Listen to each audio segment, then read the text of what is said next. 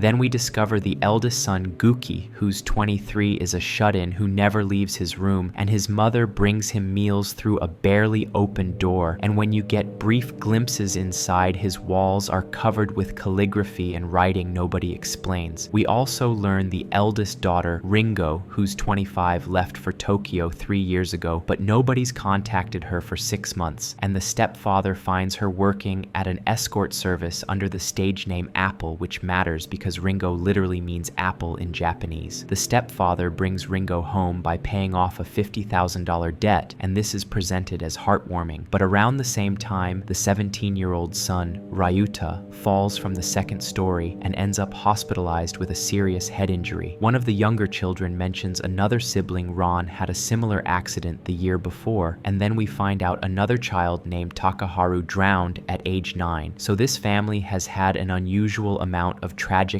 accidents and deaths and disappearances. The documentary shifts into talking about how the family believes their house is cursed because of a ghost photograph and that all their misfortune is paranormal, and Veronica seems to buy this supernatural explanation completely. But if you actually pay attention to what's happening in the background of certain scenes, there are things that suggest something far worse than any ghost story, things the documentary never highlights but are just sitting there in the frame for anyone observant enough to catch.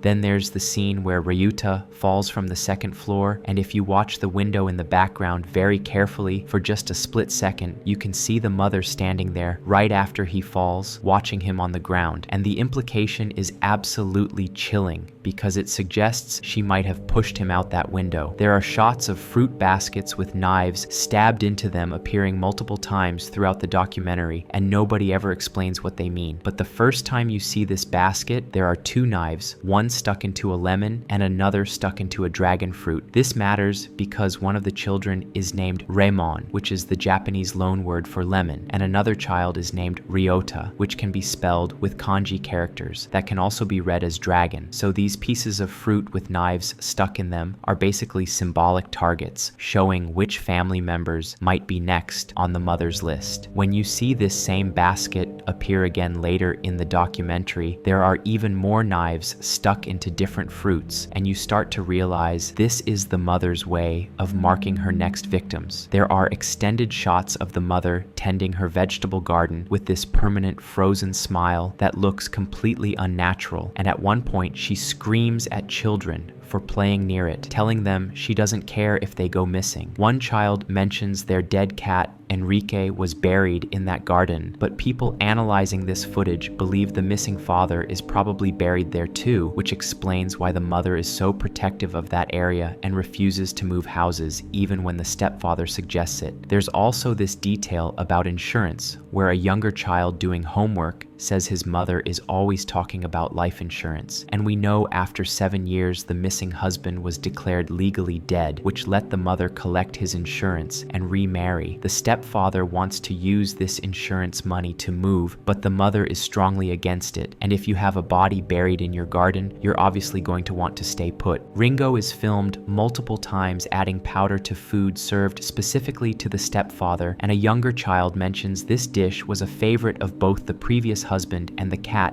Enrique, who are both now dead, and when this child brings this up, the mother immediately cuts him off. Later, you see Ringo whispering something to her shut-in brother Guki that the camera can't pick up. And shortly after Guki finally leaves his room to go on a family camping trip, which is where the mother has her accident falling off a cliff into a coma. Guki's wall calligraphy includes messages that can be read as either mother is the best or mom is Saiko, depending on interpretation. And at the end, Veronica says the Yura family is Saiko, which could be Japanese slang for awesome, or her actual English opinion that this family is mentally disturbed. The film never clarifies which meaning is intended. The prevailing theory is the mother killed her first husband for insurance money and buried him in the garden and has been systematically trying to kill off some children to collect more payouts, and some older children, particularly Ringo and Guki, have figured this out and are either helping her or trying to stop her. The stepfather appears genuinely good, with no idea what family he married into, and by the end has likely been slowly poisoned by Ringo's food. But the documentary also presents the paranormal explanation with the cursed photograph and ghost haunting, and technically nothing definitively proves the supernatural isn't the real cause. The film is deliberately constructed so you can interpret it either way, depending on what details you focus on, and this ambiguity is what makes it so unsettling because you're never given a clear answer. What makes this footage so effective and so disturbing is that none of these sinister details are ever directly pointed out or explained to the viewer. There are no jump scares or sudden zoom-ins or red circles highlighting the mother lurking in the background or standing in windows right after accidents happen. The filmmakers just let all of this horrifying subtext sit there in the frame, trusting that some viewers will eventually notice these details. People watching this for the first time usually think it's just a weird documentary about a dysfunctional family, but then they read comments or watch it again looking for hidden details and suddenly realize they were watching something much darker than they understood. That delayed realization that you missed all these sinister things happening right in front of you is what makes this footage stick with people long after finishing it, and why this obscure mockumentary from 2009 still gets talked about and analyzed years later by people trying to figure out what they actually saw.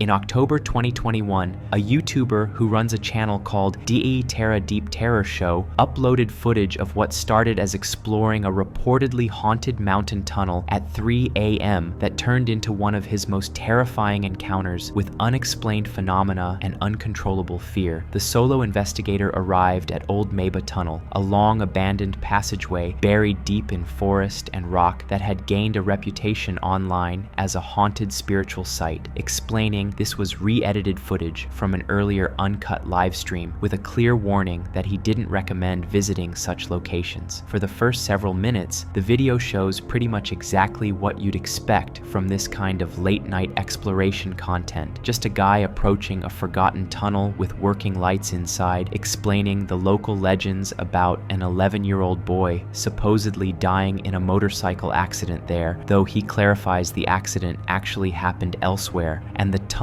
already had haunting stories before that modern tragedy. But right from the start, you can sense something's going wrong when he enters the narrow tunnel and immediately notices the sound changes dramatically, with his footsteps and voice echoing unnaturally, while water dripping from the ceiling creates rhythmic sounds that occasionally don't match the dripping pattern, making him stop to listen carefully to what sounds like continuous footsteps echoing faintly somewhere deeper in the tunnel, despite no wind, cars, animals, or other people being present. 到着しました。ここをね、歩いていきたいと思います。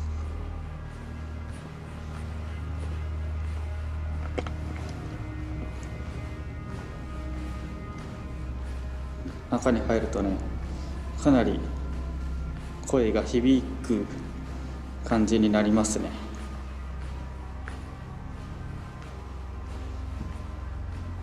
そんなに長いトンネルではないので、照明がね一応あるんで明るいトンネルとなっております。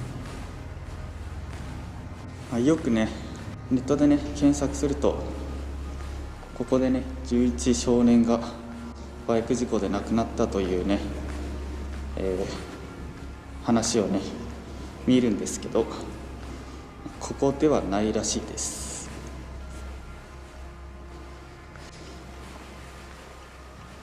でその11少年が亡くなるっていうね話の前から、もともと少年の霊が出るという疑惑がね、噂、水が垂れてきた上から、もともとねそういう疑惑があります。今半分は来たかな。なんかちょっとぼやけてる。なんで外壁ちょっとぼやけてる。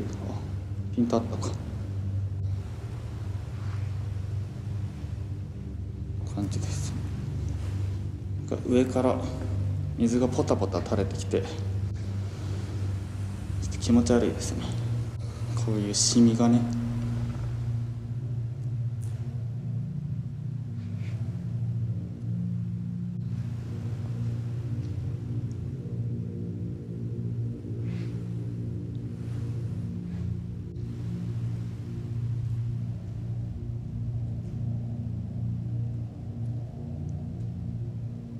水の音じゃない音がこの先から聞こえたような気がします。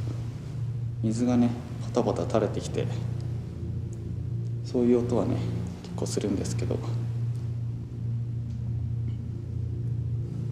今日は風がないですね。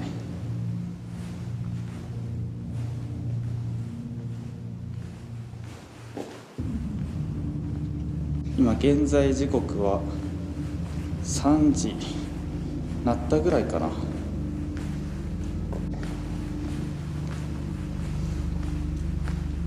まあ人は全く通らない時間ですね。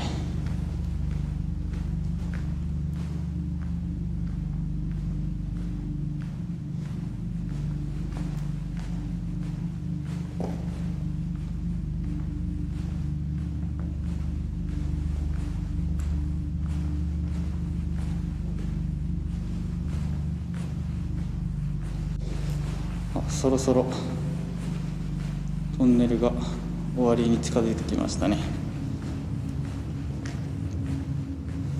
子供の霊が出るっていうのがちょっと怖いですね。はい、今一旦トンネルを抜けたところです。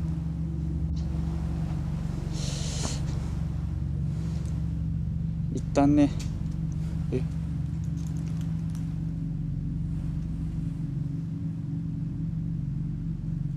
そんないきなり葉っぱ落ちてくる？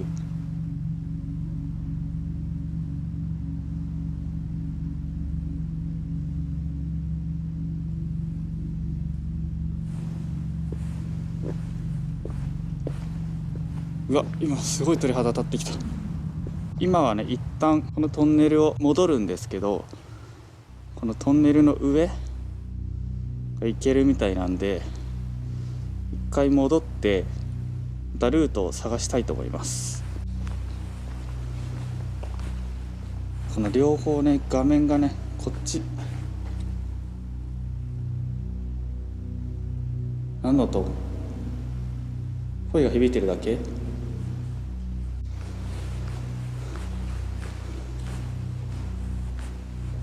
もともとね気温はかなり低いんですけど、ここ帰りの方が寒い気がしますね。めっ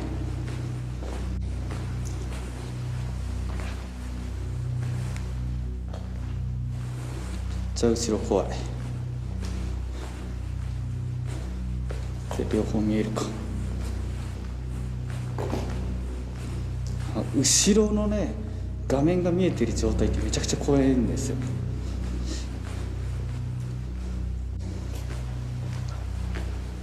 スカイラブでもね最初インカメで撮ってたんですけど、ちょっと暗くて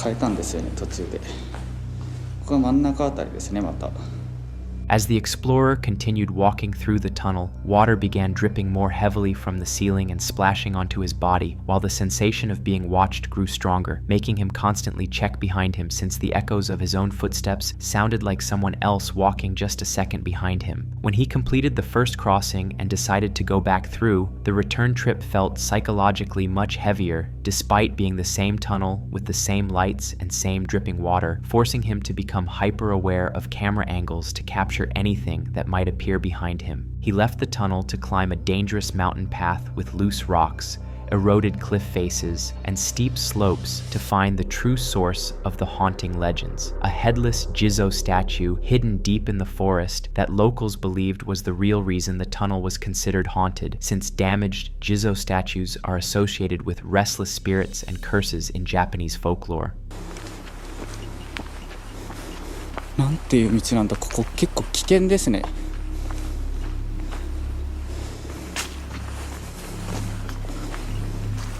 崩れてきそうな壁ですね。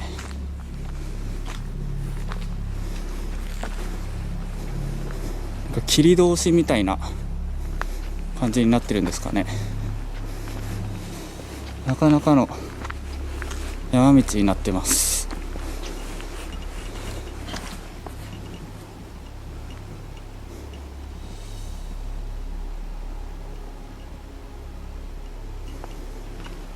怖いな。な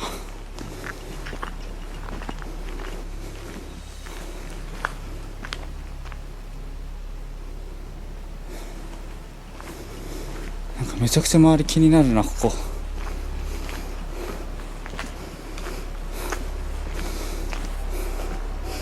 お、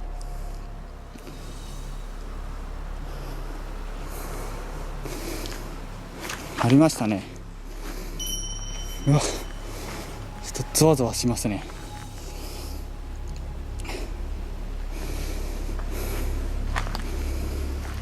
首のないお地蔵さん。ここが旧前場トンネルの上になりますね。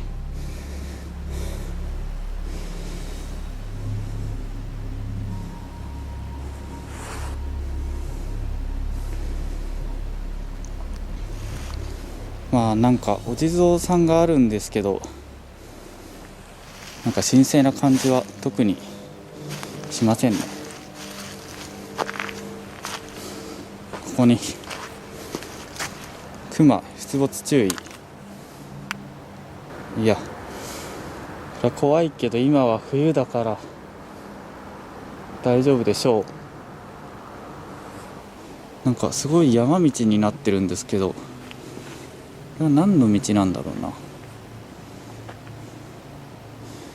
そこにもね、なんか上に登る階段があって、もっと上に行けるのか。なんでこんなところにお地蔵さんがあるんですかね。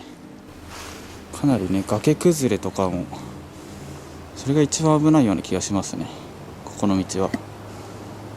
じゃあここで三脚をね立ててちょっととどまりたいと思います。周りはね本当に真っ暗です。もうすぐ4時になりそうかな。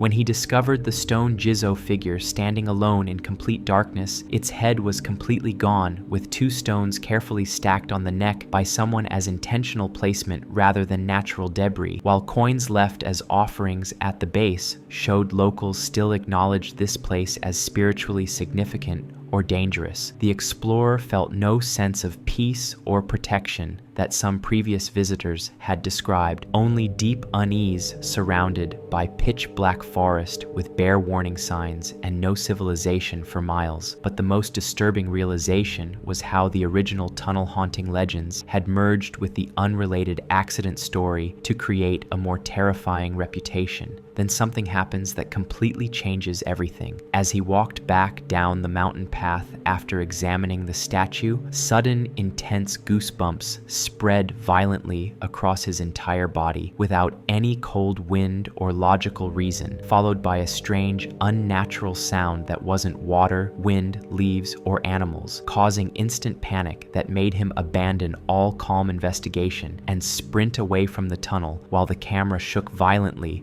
as he ran breathlessly to his car. なんか今ちょっと気づいたんですけど、首がないお地蔵さんの上に石が2つずつ積まれてるんですよ。なんでなんだろう。何か意味があるのかな。首の代わり。ちょっと気味悪いですね。まあお地蔵さんに気味悪いっていうのもあんま良くないんでしょうけど、そのね、もともと首から上ちょっとね、最後帰ろうとした時にかなり鳥肌がねバリバリに来たんで、ちょっと帰り道も取ろうかなと思います。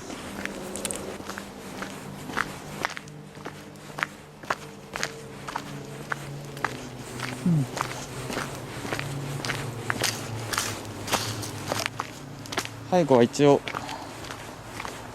お参りもねしてきます。うわ、どっかさかさなったぞ。あ、やばい。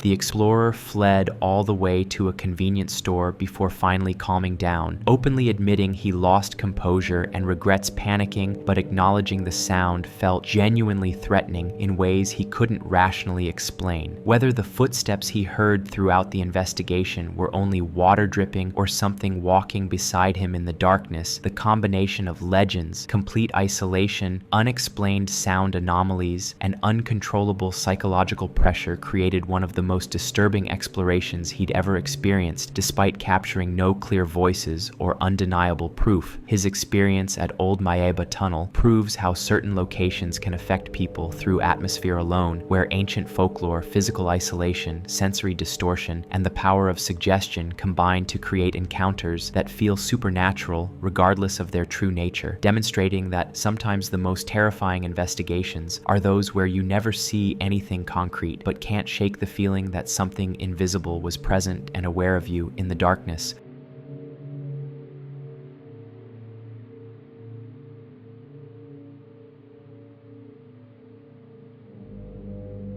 In a quiet district of Tokyo, a family of 4 was brutally murdered in their own home, and what makes this case so disturbing isn't just the violence, but what the killer did afterwards, because after murdering an entire family, including 2 young children, the perpetrator stayed in the house for at least 2 hours calmly eating ice cream and using the family's computer while their bodies were still lying throughout the home. Despite having what police called a mountain of evidence, including fingerprints, DNA samples, clothing items, and even the killer's unflushed feces, they still haven't identified who did this after over 2 decades. The Miyazawa family lived in the Setagaya district and consisted of Father Mikio, age 44, Mother Yasuko, 41, their 8-year-old daughter Niina, and 6-year-old son Rei, and they were a well-liked family with no known enemies. By the year 2000, most neighbors had moved away, and the Miyazawas were one of only 4 homes left in the area, and they had already sold their land to the city, but Yasuko delayed moving because she worried about how it would impact their children, especially Rei, who had a developmental disorder. The night of December 30th, 2000 started normally with the family shopping for New Year's before returning home for a relaxing evening of dinner and TV, and then they went to bed not knowing what was about to happen. Sometime after 11 p.m., a man approached through the nearby park and climbed a fence to reach the second-floor bathroom window, and after removing the screen, he entered the house. The killer's first victim was 6-year-old Rei, who was sleeping in the bedroom closest to the bathroom window, and while Rei slept, the killer strangled him to death and left his body in bed. Rei was the only victim to be strangled. The killer then turned to Father Mikio, who was still awake on the first floor, and here the details become unclear, but Mikio either heard the commotion and rushed upstairs, or the killer came down to him, and during the fight, the perpetrator pulled out a sashimi knife and stabbed Mikio multiple times. Mikio's body was found at the base of the stairs with multiple stab wounds,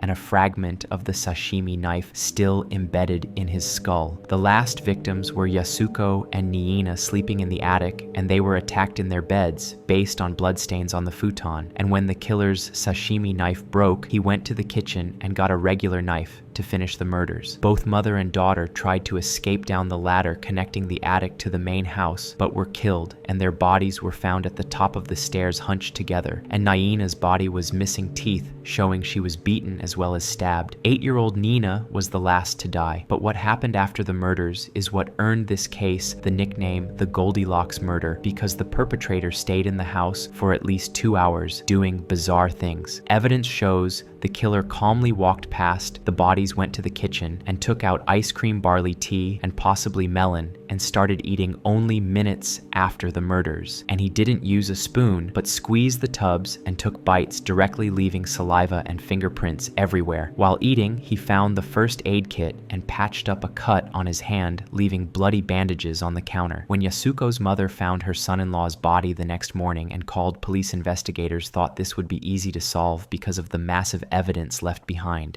but this couldn't have been further from the truth. The clothing let police create a detailed composite showing he wore a gray bucket hat, white baseball shirt with purple sleeves, a plaid scarf, Uniqlo jacket, black gloves, gray and black fanny pack, and Slazenger sneakers, size 27.5 centimeters. DNA showed he was male with type A blood, and his feces showed his last meal was string beans and sesame seeds, and police determined he was between 15 and 35 years old, around 5'6" or 7" and slender. His fingerprints showed no matches in Japan, meaning no criminal record. When police investigated the origin of the Slazenger sneakers, they discovered that the size the killer wore was never sold in Japan, but they were sold in South Korea, and this allowed them to narrow down their search to someone who had either lived in or visited Korea. Korean law requires everyone over 17 and all visitors to provide fingerprints, which are held in a national database, so Japanese police worked with the Korean government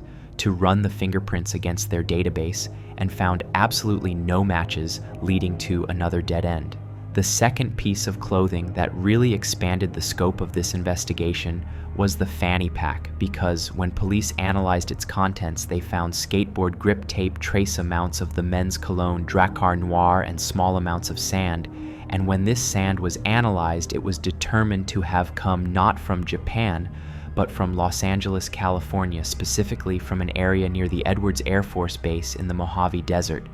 This discovery completely changed the direction of the investigation and landed police back at the drawing board, trying to figure out how sand from a US military base ended up in a killer's bag in Tokyo. The investigation has lasted over 24 years, involved 16,000 pieces of evidence, 15,000 tips, and over 250,000 investigators, making it the largest investigation in Japanese history.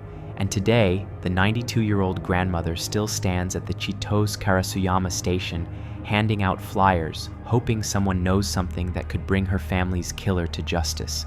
The house is still guarded 24/7 by Tokyo police, and in 2010, Japan abolished the statute of limitations for murder, meaning the killer can still be prosecuted.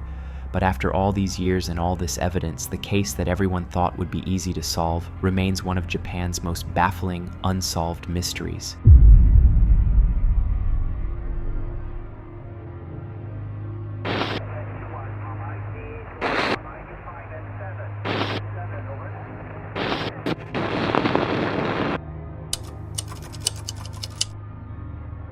What does it mean to vanish? Not just ghosting someone or going off grid for a weekend, but actually disappearing where nobody knows what happened to you. I think about this sometimes when driving alone at night, how easy it would be to take a wrong turn and suddenly you're just gone and nobody would know where to start looking. If you asked me in the mid-1990s what the scariest thing about a road trip was, I probably would have said getting lost without GPS or running out of gas in the middle of nowhere. But I wouldn't have thought about the idea that you could cease to exist and your car could be sitting at the bottom of a harbor for over 20 years before anyone thought to look there. It's the kind of thing that sounds impossible in our modern world where everyone is constantly tracked and monitored, but back in the 1990s, before smartphones and social media, it was actually pretty easy to just disappear. In Japan during the 1990s, there was this phenomenon called tests of courage, where young people would visit supposedly haunted locations at night to prove they were brave. And these weren't just teenagers going to an abandoned house on a dare. These were organized trips to specific Shinrei spots that had reputations for being genuinely cursed or haunted. You could buy magazines listing the most haunted locations in different prefectures, and people planned road trips around visiting them, almost like how American teenagers might go to movies or the mall, except instead you're deliberately seeking paranormal experiences.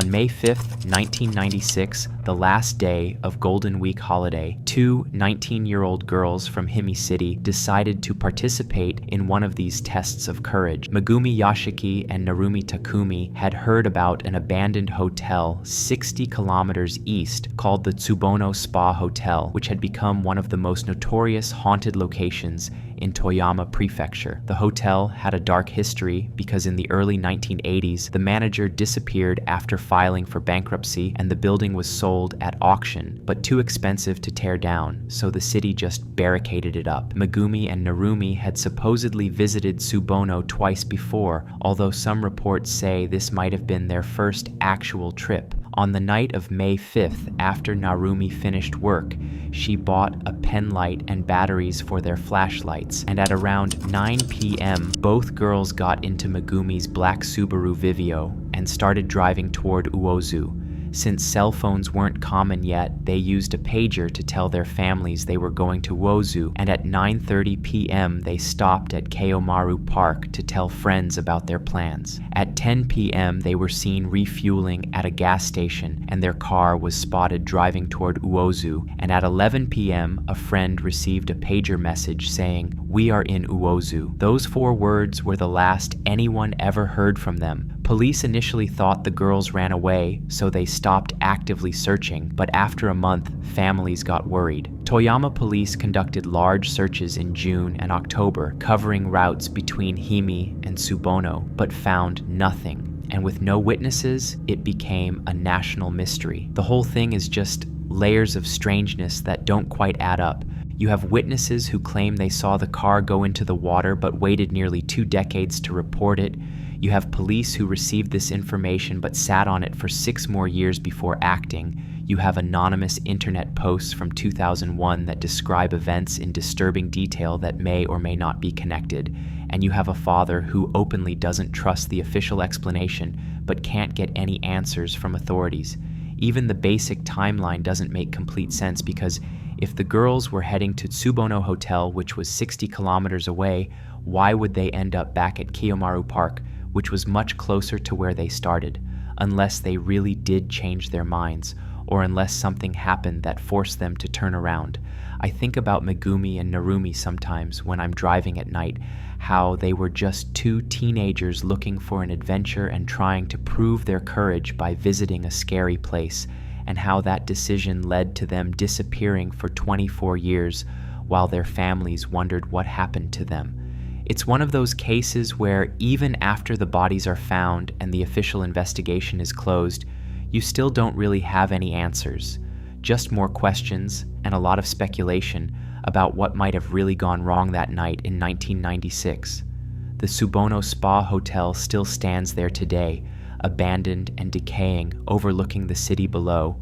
And while the girls never made it there, the mystery of what happened to them remains just as haunted as any Shinrei spot could ever be. And that's what makes these cases so disturbing. Not the monsters or the curses, but how uncomfortably real it all feels. Footage that looks like evidence, stories that refuse to end, and questions that were never meant to be answered. If you enjoyed this journey into the darker side of Japan, leave a like, subscribe, and tell me which case haunted you the most. Until next time, be careful what you go looking for.